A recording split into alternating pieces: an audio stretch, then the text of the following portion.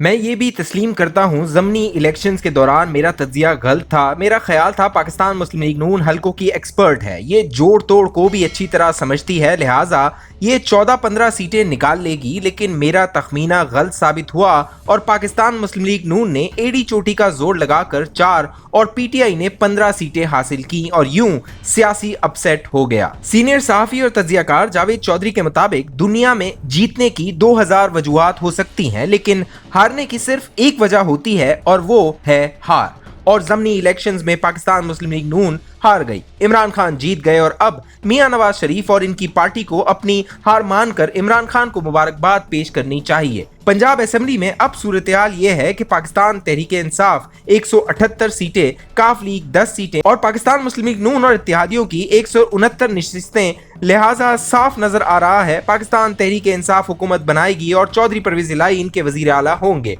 और ये इस ओहदे पर कितनी देर कायम रहते हैं इसका फैसला आने वाले दिन करेंगे। लेकिन जहां तक पाकिस्तान मुस्लिम लीग नून की हार का ताल्लुक है तो हम ये डिस्कस कर सकते हैं।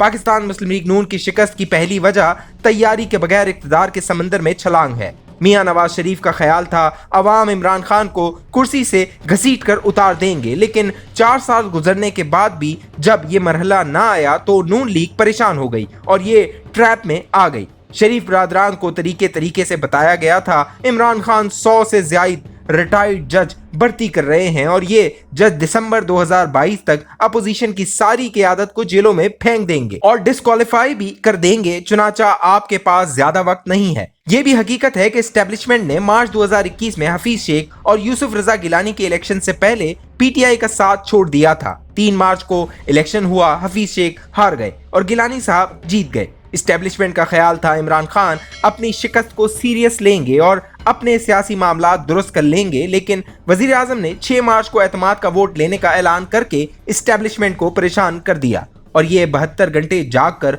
हुकूमत बचाने में लग गई। वजीर आजम को 178 वोट दिलाने के लिए MNAs को सेफ हाउस भी रखा गया। पार्लियामेंट लॉजिस में अरकान असेंबली के दरवाजों के सामने सिक्योरिटी भी बिठाई गई और इत्तेहादियों को मनाकर राजी करके इस्लामाबाद भी लाया गया और यूं बड़ी मुश्किल से 178 MNA पूरे हुए। वजीर आजम के एतमाद के वोट के बाद इनके सामने हाथ बांध कर कहा गया, सर ये हमारी तरफ से आपकी आखिरी सियासी मदद थी, आप अब अपने फैसले खुद करें और यूं इस्टेब्लिशमेंट साइड पर हो गई। आसिफ अली जरदारी ने ये दूरी बांप ली और उन्होंने मियां नवाज शरीफ और मौलाना फजल रहमान को अदम एतमाद के लिए राजी कर लिया और यूं इत्तेहादी हुकूमत बन गई। लेकिन साथ ही नून लीग से 3 बड़ी गलतियां सरजद हो गईं और ये गलतियां इसे 2 माह में वहां ले आईं जहां इसे आने में 5-7 बरस चाहिए थे। नून लीग की पहली गलती मिफ्ता इस्माइल को वजीर खजाना बनाना था। मिफ्ता इस्माइल एक गैर संजीदा शख्स है। ये बड़े बड़े जालिमाना फैसले हंसते हंसते कर जाते हैं और ये हरकत वजीर खजाना की शायान शान नहीं होती। ये 30 अप्रैल 2021 को फैसल वाउडा की खाली सीट से भी हार गए थे और ये उस वक्त हलवा किस्म की सीट थी, लेकिन मिफ्ता इस्माइल ने अरबपति होने के बावजूद अपने इलेक्शन पर 1 करोड़ रुपए भी खर्च नहीं किए थे। ये बैनर्स और पोस्टर तक दूसरे लोगों के पैसों से बनवाते और लगवाते रहे। पार्टी ने इन्हें मई 2019 में सिंध का जनरल सेक्रेटरी बनाया था और उन्होंने चंद माह में पूरे सिंध से पार्टी की तमाम जड़ें साफ कर दी। ये 2018 में 1 माह 4 दिन के लिए वजीर खजाना बनाए गए थे और उन्होंने इस जमाने में भी मईशत का बेड़ा गर्क कर दिया था। पाकिस्तान FATF में भी फंस गया था, IMF के शिकंजे में भी आ गया था और डॉलर भी 10 रुपए महंगा हो गया था। लिहाजा ये एक बैड चॉइस साबित हुए। अगर इनकी जगह ये कलमदान इसाकदार को दे दिया जाता तो आज मुल्क की सूरत हाल मुख्तलिफ होती। दूसरी गलती पंजाब में हमजा शहबाज को वजीर आला बनाना था। ये दुरुस्त है, हमजा शहबाज हल्कों की सियासत समझते हैं, लेकिन इसके बावजूद वालिद का वजीर आजम और बेटे का 12 करोड़ सूबे का वजीर आला होना लोगों को हजम नहीं हुआ। पार्टी के अंदर से भी ठीक ठाक मुखालफत सामने आई। मियां नवाज शरीफ भी ये नहीं चाहते थे, लेकिन राना सनाउल्लाह ने इन्हें राजी कर लिया और ये फैसला बादशाह गलत साबित हुआ। और तीसरी गलती इमरान खान के बारे में गलत अंदाजा था। इत्तेहादी हुकूमत का ख्याल था इमरान खान की वाहिद ताकत इस्टेब्लिशमेंट है और ये इसके पीछे से हट चुकी है। चुनाचा ये अब कागजी हो चुके हैं, मगर ये अंदाजा गलत साबित हुआ। इमरान खान ने अपनी लाइन एंड लेंथ तब्दील कर दी और ये अब बड़ी तेजी से अपनी जगह बनाते चले जा रहे हैं। मेरा जाती ख्याल है इत्तेहादी जमातें बिलखुसूस नून लीग को इक्तदार में नहीं आना चाहिए था।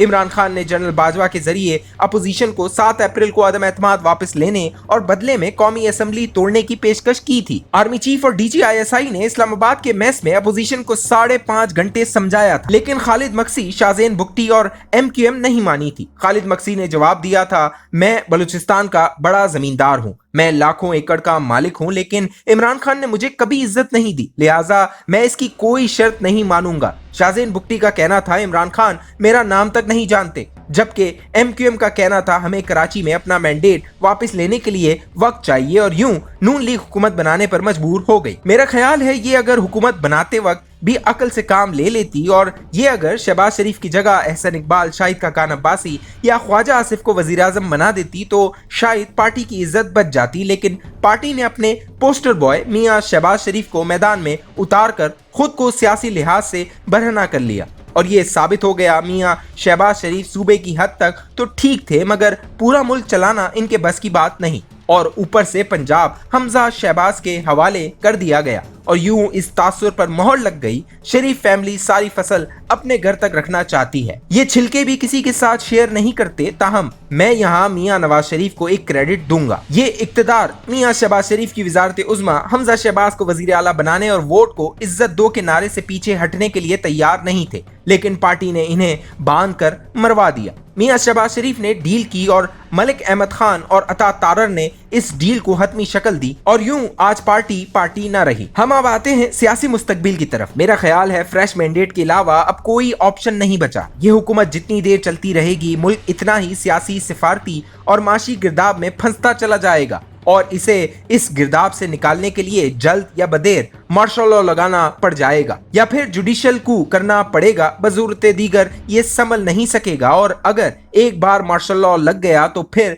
ये 10-20 साल खत्म नहीं होगा, और इस वक्त तक तीनों पार्टियों की क़यादत जमीन से आसमान पर शिफ्ट हो चुकी होगी। 25 मई को लॉन्ग मार्च के दौरान भी PTI और इत्तेहादी हुकूमत के वफ्द को बुलाकर ये समझाया गया था, इन्हें बताया गया था, अगर आज रेड जोन में लोग मरे तो मार्शल लॉ लग जाएगा और आप 20 साल तक के लिए सियासी वापसी का ऑप्शन भी भूल जाएं। मुल्क के हालात आज भी इतने ही खतरनाक हैं। सियासी जमातें अगर इकट्ठी न बैठी, ये अगर किसी मुत्तफिका लाए अमल पर न आई, तो फिर मार्शल लॉ के अलावा कोई ऑप्शन नहीं रह जाएगा, और हम बड़ी तेजी से इस तरफ बढ़ रहे हैं। मैं यहाँ आपको ये भी बताता चलूं, इस्टेब्लिशमेंट ने वाकई खुद को सियासत से दूर कर लिया है। फैसले अब घोड़े कर रहे हैं और मैदान कर रहे हैं, लेकिन सवाल यह है, ये फैसला कब तक बरकरार रह सकेगा? मुल्क और मईशत अगर दोनों नहीं संभलती, सियासतदान किसी कम से कम एजेंडे पर मुत्तफिक नहीं होते, तो इस्टेब्लिशमेंट खुद को कितनी देर इस गन से बाहर रख सकेगी? इसे जल्द या बदेर मैदान में कूदना पड़ेगा।